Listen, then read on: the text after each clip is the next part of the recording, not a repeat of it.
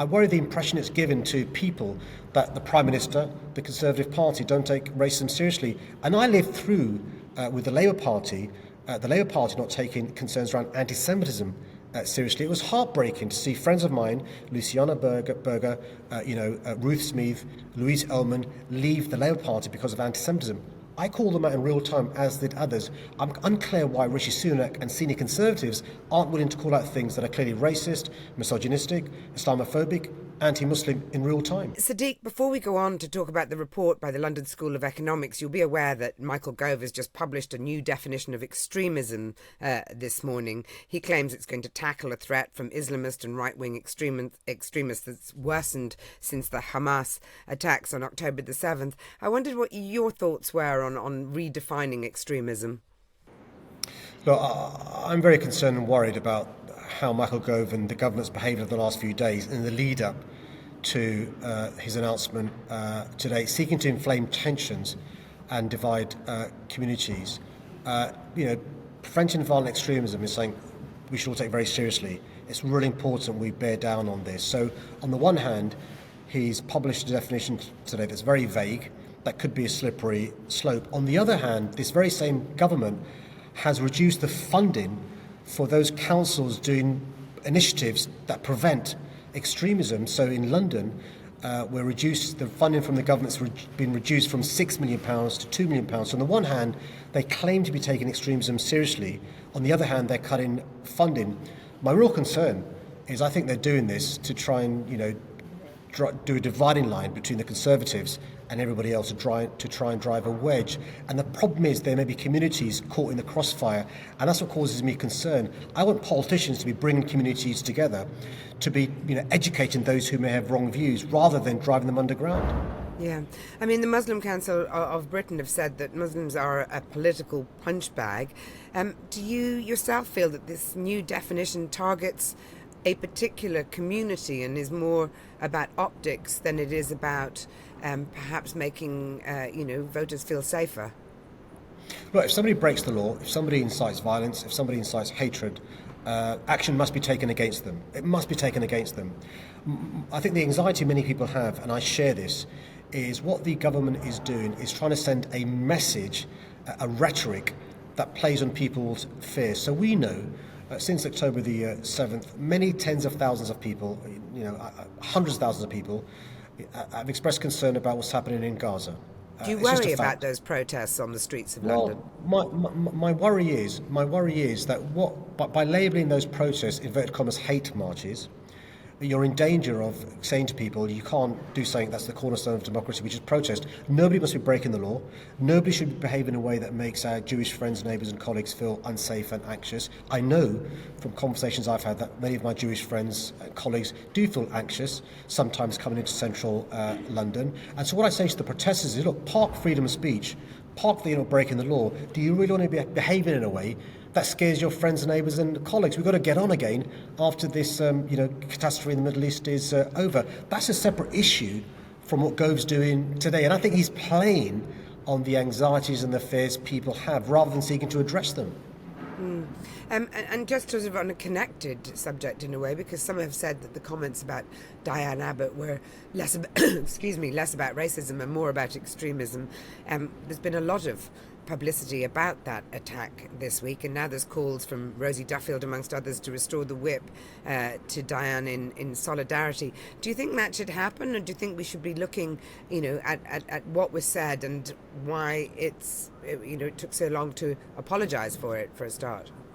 Well, I think there's a pattern of behaviour now from the Conservatives, from Rishi Sunak, in not calling out things that are clearly racist, Islamophobic, anti-Muslim, misogynistic. So Lee Anderson, the man who made comments that were clearly Islamophobic, anti-Muslim and racist against me, Sunak still, 2.5 weeks later, has not called them out for what they are. He's either too weak to do so, he's scared of his backbenchers, or he doesn't understand how racism, Islamophobia, anti-Muslim hatred works. It took him more than 24 hours, to call out Hester's comments for what they were, after he'd sent out ministers to defend them as just being wrong.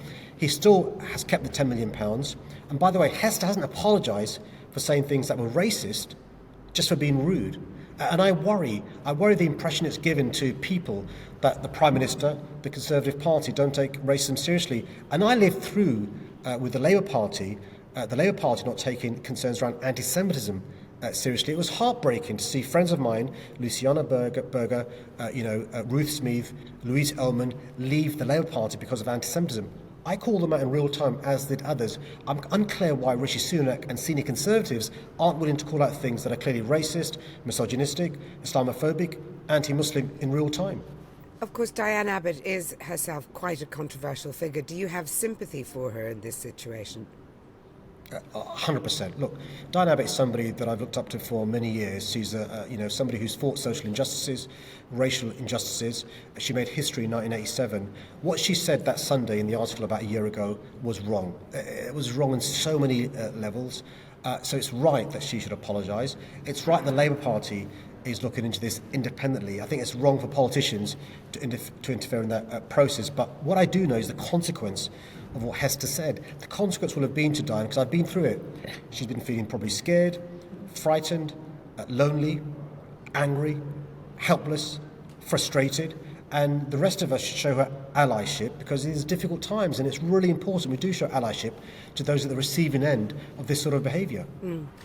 Let's talk then about this new report by the London School of Economics, which shows a direct link, basically, between a 10% increase a 10% rise in the cost of living and an 8% increase in violence, robberies, shoplifting, burglary, and theft over the last year. I mean, that's something that must be very concerning for you as Mayor of London. Do you concur with the report?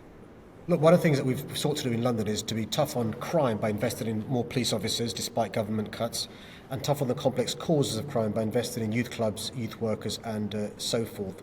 But this report from the LSE is both stark and irrefutable. A 10% increase in the cost of living crisis led to an 8% in violent crimes, and the sort of crimes that went up were acquisitive crimes, shoplifting, robbery, theft, burglary. And the point we're trying to make to the government is we need a national consensus, a national solution to these issues. They're going to be, tackling the complex causes of crime, investing in young people, youth clubs, schools, keeping children in schools. They've got to be invested in the criminal justice system, more policing, speeding up trials taking place in Crown Courts, and supporting victims more. The fact is, you're least likely to be a victim of violent crime in London than other parts of the country, but not unreasonably, you're very scared of being the victim of crime, and it's still too high. We're tackling this with one hand tied behind our back because of cuts from government. What I'm hoping is later on this year we'll have a different Home Secretary, a different Prime Minister working in unison with the Mayor to bring about different solutions.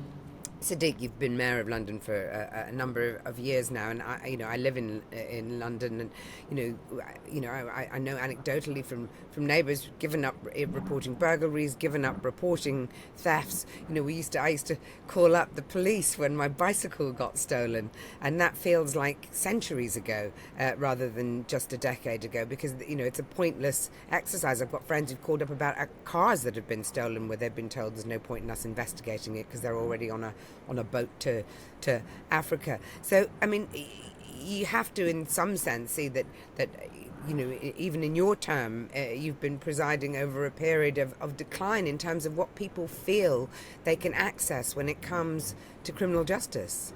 Well, your experience and your friends are similar experiences that I've heard from other Londoners as well. So you're not unique in those experiences. And the reason is because for the last 14 years we've had massive cuts in policing. We've lost £1 billion in our policing budget from central government, 32% cuts.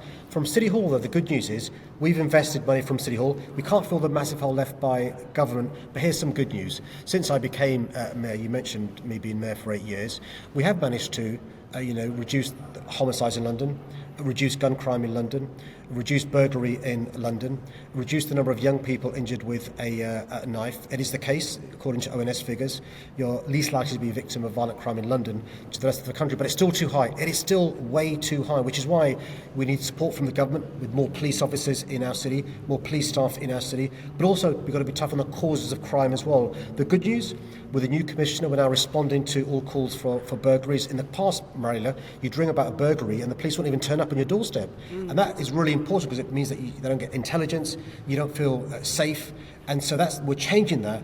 But it's really hard with one hand tied behind our back, and that's why I think later on this year, with the change of government, we could see some transformative change.